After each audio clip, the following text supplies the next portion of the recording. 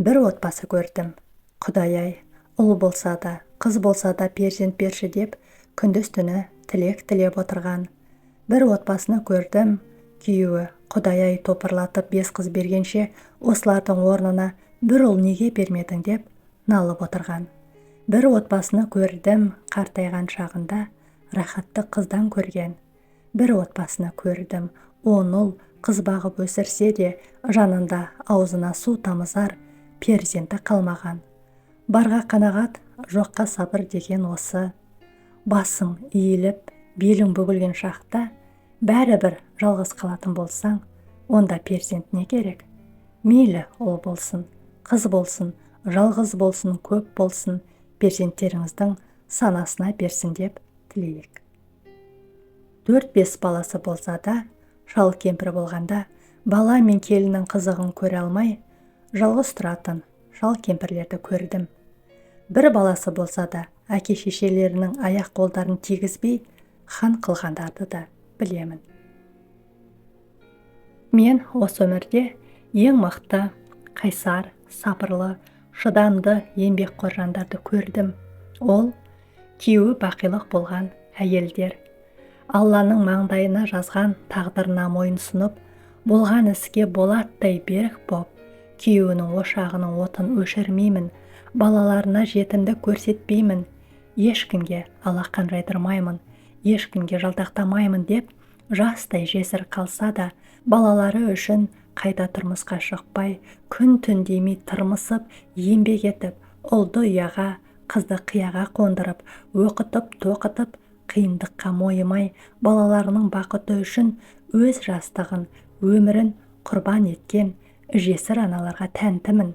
Мен оларды мықтылықтың, батырлықтың, тұрақтылықтың символы деп айтар едім. Алла тағала оларға екі дүние бақытын, ұл қыздарының рахатын көруді нәсіп еткей. Адам баласы болған соң, өмірің сен ойлағандай керемет бола бермейді. Кейде алдын, кейде артын көрсетер қу өмір, кейде ащысын, кейде тұщысын сыйлайды. Адам баласының маңдайына тағдырды Алла тағала жазады десек те, сол тағдырды өзгерту өз қолымызда екен. Ілгері басамын деген, ілгері басып, кері кетемін деген, кері кетеді екенсің. Ілгері басқаның өткен қателіктен сабақ алу, бұрынғы жүріп кеткен жолыңмен қайта жүрмеу, алдыңа мақсат қойып, соған жету де, кері кеткенің сол бұрынғы қараңғы, адасқан жолыңмен жүріп, қайта қателікке ұрыну. Сондықтан ағайын, бір рет қателік жіберіп, тура жолдан тайсаңыз, екінші рет қателік жіберіп алмауға тырысыңыз. Өйткені Алла адасқанды кешіре бермейді. Сол есіңізде болсын. Біздің халықта сүт сұрай келіп, ыдысыңды жасырма дейтін астарлы сөз бар. Бұл сөздің астарында не жатқанын білесіз бе? Оның мағынасы мынадай. Алла әр пендесінің маңдайына әр түрлі тағдырды жазып қойған. Бірін шекесі шылқыған бай етіп, бірін тақыр табақ кедей еткен.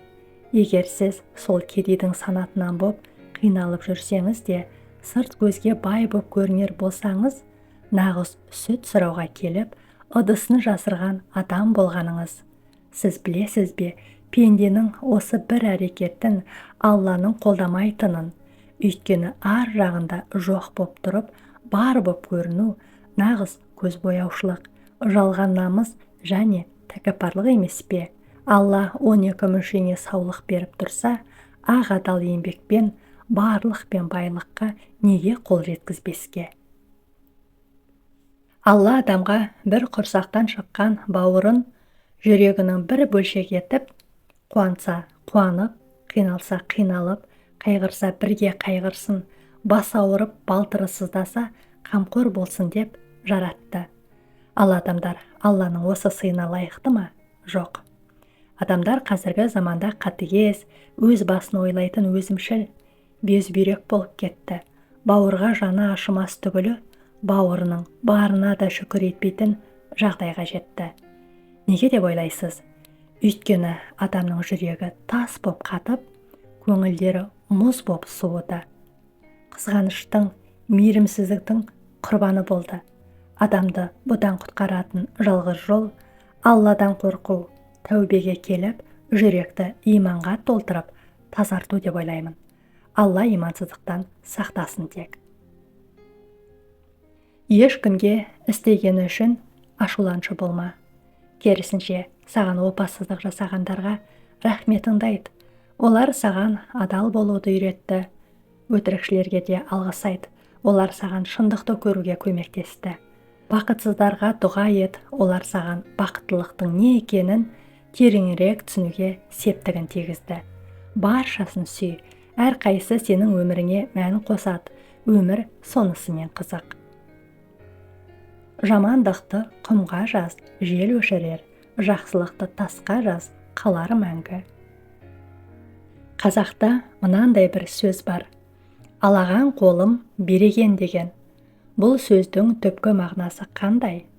Бұл сөз қолы қытымыр, сараң адамдарға айтылған.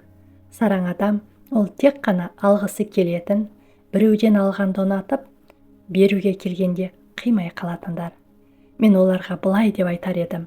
Адам қолы ашық болса, кісіге ренжімей берсе, онда ол адамның шыққан шығынын Алла еселеп қайтарары сөзсіз.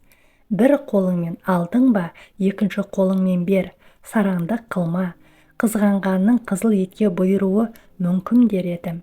Пенде сараң болған сайын, Алла оның шығынын көбейтеді. Кез келген уақытта басқалай шығынға ұшыратады. Қысылған алақаның әрқашан ашық болсын деп кеңес беререм. Сыйға сый, сыраға бал деп не үшін айтты дейсің бұрынғылар. Біздің қазақта қанағат қарын тойғызар, қанағатсыздық жалғыз атын сойғызар деген мақалы бар. Бұл мақалдың тойымсыз, кең көмей, аш көз, тек алуды, қармап қалуды ойлайтын тоғышар адамдарға айтылғаны сөзсіз. Осындай жағымсыз қасиеті бар адамдар бұрын да болған және қазір де бар. Айналайын халқым-ау, шүкіріміз ғой, не жетпейді бізге? Неге барымызға қанағат етпейміз? Үкімет халық күн көрсін деп бар жағдайды жасап отыр ғой. Неге әрі қарай өзіміз дамытпаймыз? Неге үкіметке қарап ауыз аша береміз? Жер сұрасақ жер, сауда жасауға, оқып тоқуға, мал бағып егіс салуға рұқсат етілген. Соны неге пайдаланбаймыз? Шетелдегі ашаршылықта өмір сүріп жатқан халықтардай болсақ, қайтер едік ағайын? Ойланайық, тәубеге келейік дегім келеді. Егер сенің басыңда баспанаң болса, ішерге асың, киерге киімің, адал наныңды тауып жеп отырған кәсібің болса, денсаулығың жақсы, отбасың аман, ұйқың тыныш болса, онда жоқ деп айтпа. Сен шүкірсің. Сенде Алланың өлшеп берген бақытының бәрі бар деген сөз. Алла біреуге байлық беріп, тыныштық бермей қойғанын, біреуге несібесін мол етіп, берекесін бермей қойғанын, біреуге атақ пен абырой беріп, кедей қылып, біреуге бала беріп, санасыз етіп қойғанын ұмытпа. Алла не үшін ондай жаза береді деп ойлайсыз? Өйткені пенделерден қанағат кетті, барды жоқ дейтін болды. Алланың бергеніне шүкіршілік етпейтін болды. Алланың аманатына қиянат жасап, аузын ашса жоқтан өзгені айтпайтын болды. Сондықтан барыңа шүкір де, жоқ деме. Халық арасындағы жауыңа да сәлем бер деген сөздің түп төркіні қайдан шыққан білесіз бе? Ол сөз шариғаттан шыққан. Шариғатта, егер сен көшеде жасы өзіңнен үлкен жауыңды кездестірсең, оған міндетті түрде сәлем бер дейді екен. Егер сен сәлем беріп, ол сенің сәлеміңді алмаса, сенің тірлікте жасаған күнәларың оның мойнына жазылады екен де, сәлем бермесең, оның жасаған күнәлары сенің мойныңа жазылады екен. Міне көрдіңіз бе? Сәлем сөздің атасы демекші, сәлем беруде қаншама міндет жатқанын. Сондықтан қысқа тірлікте бір-бірімізбен амандасып, саулық сұрасып жүрейік. Әр адамның тілінің ұшында ассалаумағалейкум сөзі жүретін болса, адамды тура жолдан тайдырар, соншама әзәзіл бізден қашық жүрері сөзсіз ау.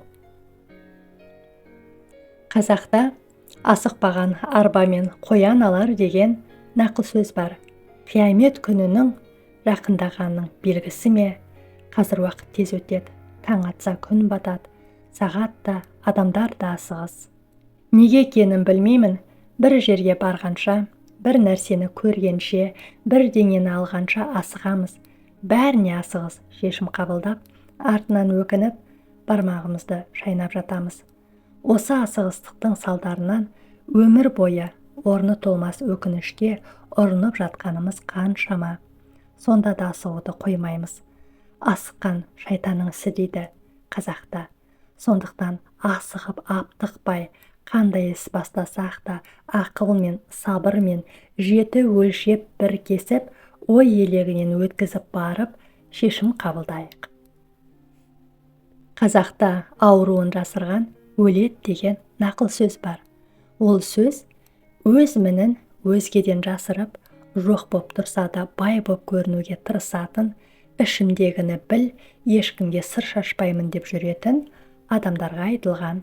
Ондай адамдар мен білгенді сен білме деп, бар сырын ішіне қанша бүгіп отырса да, халық айна ғой, бәрібір біліп қояды. Қазақта айтады, жақсыныкі жария, жамандыкі құпия деп. Ешбір адам баласы адамнан жасырғанды Алладан жасыра алмасы хақ. Адамнан жасырамын деп, ешкімнің ақылын сұрамай, өзім білемін деп, өкінішке ұрынғандары қаншама. Сондықтан айналамыздағы тілеулес жандарымызбен сыр бөлісіп, ақыл кеңесіне құлақ түріп жүрсек игі емес пе? Жалғыздың үні, жаяудың шаңы шықпас деп неге айтты дейсіз бұрынғылар. Құрметті көрермен, ана тіліміздегі арнаны қолдай отырыңыздар. Қарағандарыңыз үшін көп рахмет, аман сау болыңыздар.